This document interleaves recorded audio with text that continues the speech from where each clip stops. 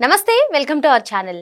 మాజీ మంత్రి వైసీపీ కీలక నేత విడుదల రజని గత కొన్ని రోజులుగా కూడా పార్టీ వ్యవహారాలకు దూరంగా ఉంటున్నారని చెప్పి అంతర్గత సమాచారం. మరి మొత్తానికి ఆమె పార్టీ వ్యవహారాలకు ఎందుకు దూరంగా ఉంటున్నారు, అత్యవసర పరిస్థితుల్లో తప్పిస్తే ఆమె బయటకు రావట్లేదని మిథున్ రెడ్డి అరెస్ట్ తర్వాత మాత్రమే మాట్లాడారన్నట్టుగా కూడా తెలుస్తుంది. మరి మొత్తానికి విడుదల రజని వ్యూహం ఏంటి అంటే వైసీపీలో కొనసాగుతారా, లేదంటే వేరే పార్టీ తీర్థం పుచ్చుకొనున్నారా, లేదు అంటే విజయసాయిరెడ్డి లాగా రాజకీయాలకు గుడ్ బై చెప్పబోతున్నారా? ఇవన్నీ కూడా చర్చించడానికి మనతో పాటుగా ఉన్నారు సోషల్ యాక్టివిస్ట్ శ్రీలీల గారు. నమస్తే మేడం. నమస్తే అమ్మా. విడుదల రజని ఈమె అధికారంలో ఉన్నప్పుడు ఏ విధంగా మాట్లాడేవారో అందరికీ తెలిసిందే మేడం. చాలా హుందాగా ఉంటారు అని చెప్పి అందరూ విశ్లేషిస్తుంటారు. కానీ తన పిఏని అరెస్ట్ చేసిన సందర్భంలో ఆమె ప్రవర్తించిన తీరు నుంచి ఆమె పైన విమర్శలు వస్తూ ఉన్నాయి. మరి మొత్తానికి గత కొన్ని రోజులుగా కూడా ఆమె వైసీపీ పార్టీ వ్యవహారాలన్నిటికీ కూడా దూరంగా ఉంటున్నారు. అంటే మిథున్ రెడ్డి అరెస్ట్ తర్వాత తనకు తెలిసింది, ఓకే ఇప్పటి వరకు చర్యలు ఏమీ తీసుకోలేదు కానీ నెక్స్ట్ మేమే అంటూ ఆమె గ్రహించింది. సో అందుకే పార్టీ వ్యవహారాలన్నిటికీ కూడా దూరంగా ఉండి సైలెంట్ గా ఉండి వేరే పార్టీలోకి కానీ లేదంటే రాజకీయాలకి గుడ్ బై చెప్పే యోచనలో ఉన్నారని చెప్పి అంతర్గత సమాచారం. మరి ఇది నిజమేనంటారా? ఎందుకు మరి ఆమె సైలెంట్ గా ఉన్నట్లు? విడుదల రజని ఈవిడ గురించి చెప్పుకోవాలంటే చిలకలూరుపేట నుంచి గుంటూరుకి పంపించాడు జగన్మోహన్ రెడ్డి. అసలు ఎందుకు పంపించాడు ఏంటి అంటే, ఈవిడ అధికారంలో ఉన్నప్పుడు ఎమ్మెల్యేగా ఉండనివ్వండి, మంత్రిగా ఉండనివ్వండి, అమాయక ప్రజల్ని ఏ విధంగా ఇబ్బంది గురి చేశారు, మరి అదేవిధంగా వాళ్ళ దగ్గర నుంచి డబ్బులు ఏ విధంగా గుంజారు మనం వింటూ ఉన్నాం. పల్లె జాషువా మరి ఆయనే చెప్పారు స్వయంగా, 1,20,00,000 మేము ఆఫర్ చేశాము స్టోన్ క్రషర్ సంబంధించి, మరి ఖచ్చితంగా ఆ డబ్బులు ఇచ్చే వరకు వదిలిపెట్టాం, అసలు మీ ఏదైతే అది పని చేయకుండా చేస్తాం అక్కడ ఎవరిని కూడా అని చెప్పేసి. అంటే ఎవరో పాపం వాళ్ళు కష్టపడి వాళ్ళ బిజినెస్ వాళ్ళు రన్ చేసుకుంటుంటే మధ్యలో నేను ఎమ్మెల్యేగా గెలిచాను, మరి ఇక్కడ ఎవరైతే ఉన్నారో వాళ్ళంతా నాకు ఫోన్ చేయాలి, వచ్చి క్యూలో నిలబడాలి, మరి అదేవిధంగా నేను ఏది చెప్తే అది చేయాలి, నేను ఎంత ఇవ్వమంటే అంత ఇవ్వాలి అనేసి కొన్ని దాన్ని రౌడీయిజం అంటారు. దాన్ని ఎవరు ఒక ప్రజాప్రతినిధిగా లేకపోతే ఒక ఎమ్మెల్యేగా మాట్లాడటాన్ని ఎవరో హర్షించరు. ఎందుకంటే ఒక గూండాగిరిగా అంటే ఒక మహిళ ఉండి మరి మీరు చేసింది ఏంటి అధికారంలో ఉన్నప్పుడు?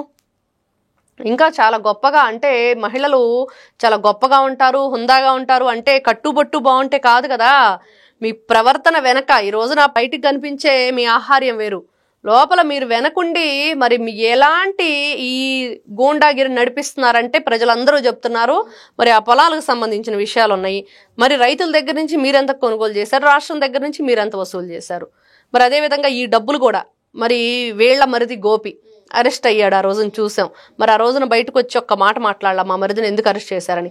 కానీ అంతకుముందు మా మరిది జోలికి మా మామ జోలికి వచ్చారంటే ప్రత్తిపాటి పుల్లారావు ఈ సంగతి చూస్తానంది. మేడం ఇప్పుడు విడుదల రజనీ గారు మీరు అన్నట్టుగా ఆమె పైన అభియోగాలు వచ్చినప్పుడు బయటకు వచ్చారు, మాట్లాడారు. కానీ ఎప్పుడైతే మిథున్ రెడ్డి అరెస్ట్ అయ్యారో మిథున్ రెడ్డి అరెస్ట్ అయినప్పటి నుంచి కూడా ఆమె కనిపించట్లేదు, పార్టీ వ్యవహారాలన్నిటికీ కూడా దూరంగా ఉన్నట్లు తెలుస్తుంది. ఎందుకని అంటారు? ఇక్కడ మీరంటున్నట్లుగా నిజంగానే ఆవిడ దూరంగా ఉందా, కావాలని దూరం జరుగుతుందా, లేకపోతే ఇంకా ఏమైనా కారణాలు ఉన్నాయంటే ఈ మధ్యకాలంలో వినిపిస్తుంది ఏంటంటే మళ్ళీ చిలకలూరుపేట వెళ్ళిద్దని.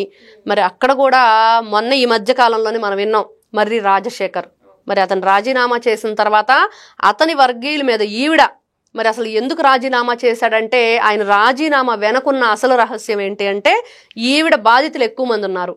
ముఖ్యంగా రాజశేఖర్ వాళ్ళ ఏదైతే వాళ్ళ క్యాడర్ని ఈవిడ ఇబ్బంది పెట్టడం, అదేవిధంగా ఈవిడ వాళ్ళ మీద పై వాళ్ళ పార్టీలో కొంత ఈవిడకున్న పలుకుబడి ప్రకారం ఇబ్బంది పెట్టడం, బాగా వాళ్ళ మీద ఎక్కువ ఫోర్స్ అనమాట. ఏది చేసినా కూడా వాళ్ళ మీద ఈవిడ మాట్లాడితే చాడీలు చెప్తూ వాళ్ళని ఇబ్బందికి గురి చేస్తుంది అనేది బాగా ఎక్కువ వినిపిస్తుంది.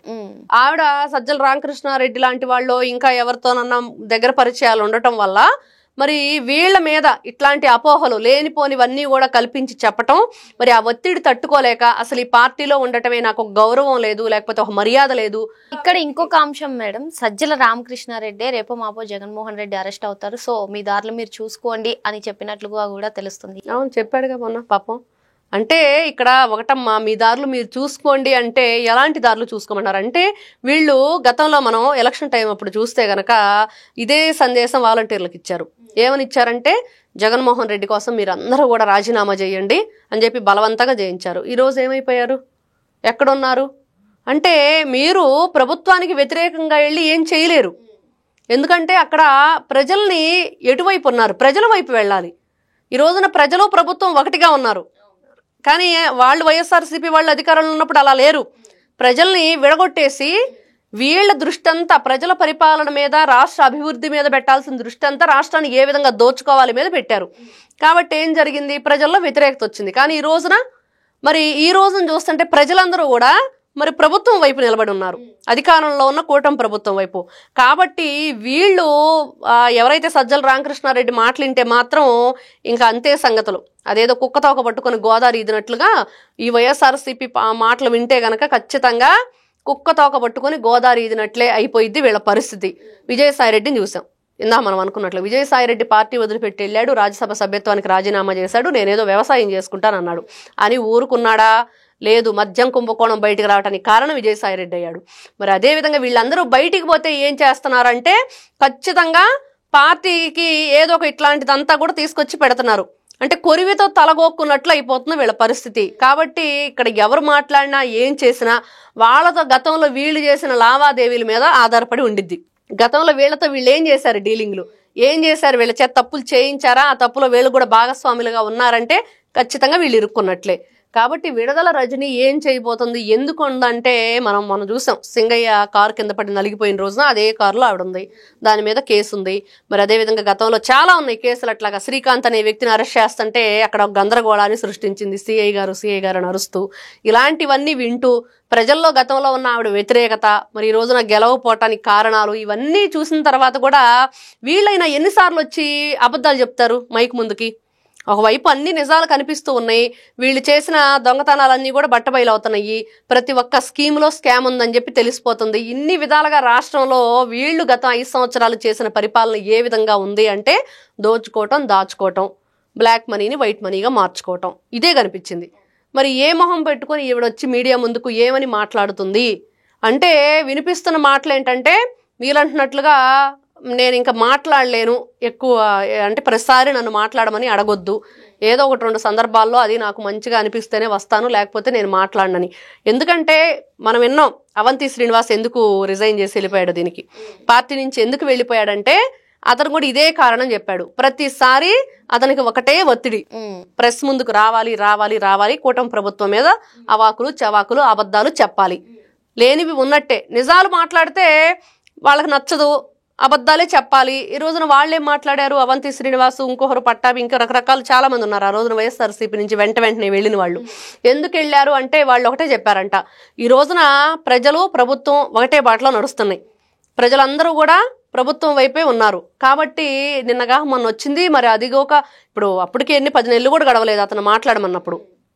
మరి ఈ రోజున కూటమి ప్రభుత్వం గురించి ఆ విధంగా మాట్లాడాలంటే ఖచ్చితంగా మాకు మాట్లాడటం కుదరదు. వాళ్ళు ఏం చేశారో ఏం చెప్పాలో మాకు అర్థం కాని పరిస్థితి. ఎందుకంటే వాళ్ళు 23 మంది ఉండి గతంలో 24 సీట్లు 23 సీట్లు వచ్చినప్పుడు కూడా మనం 151 మంది ఎమ్మెల్యేలు ఇక్కడ నిలబడితే ఏ విధంగా అసెంబ్లీలో పోరాడి మరి మనాళ్ళు ఏంటనేది చూపించారు. మరి ఆ రోజు స్క్రీన్ వేసి కూడా జగన్మోహన్ రెడ్డికి చూపించారు అనేది క్లియర్గా. మరి వీళ్ళేంటంటే అలా మాట్లాడితేనే మీరు పార్టీలో ఉండాలన్నట్లు జగన్మోహన్ రెడ్డి, ఇవన్నీ రకరకాలు. వాళ్ళందరూ అందుకనే పార్టీని విడి వెళ్ళిపోయారు, మా వల్ల కాదు, మేము మాట్లాడడం, పార్టీకి మేము రాజీనామా చేస్తామని. మరి ఈ రోజున విడుదల రజని కూడా అదే బాటలో నడుస్తుంది అనేది వినిపిస్తూ ఉంది. కానీ కొంతమంది చెప్పేది ఏంటంటే ఆవిడ పార్టీని వదిలిపెట్టి వెళ్ళదు, ఎందుకంటే తను రక్షించుకుంటూ, మరి అదే విధంగా తన మీద ఉన్న కేసులు ఇంకా చాలా ఉన్నాయి పార్టీతో ముడిపడినటువంటివి. కాబట్టి ఆవిడ మెల్లగా, అంటే మీడియా ముందుకు రాకపోవటం గల కారణాలు ఇట్లాంటివన్నీ కూడా మాట్లాడుతున్న ప్రతిసారి ప్రజల్లోకి వెళ్ళి నేను టార్గెట్ అవుతున్నాను తప్పించి వేరేది జరగట్లేదు అనేది ఉందనేది వినిపిస్తుంది. మరి మొత్తానికి మిథున్ రెడ్డి అరెస్టుతో వైసీపీ గజగజలాడుతుందని, అందులో భాగంగానే విడుదల రజని తనపైన ఏదైతే అభియోగాలు వస్తున్నాయో అందులో చర్యలు తీసుకుంటారని గ్రహించి పార్టీకి దూరంగా ఉంటున్నారా, లేదంటే పార్టీయే ఆమెను దూరంగా పెడుతున్నారా అని చెప్పి మేడం అనుమానం వ్యక్తం చేస్తున్నారు. మరో అంశంతో మళ్ళీ కలుద్దాం. Thank you madam. నమస్తే.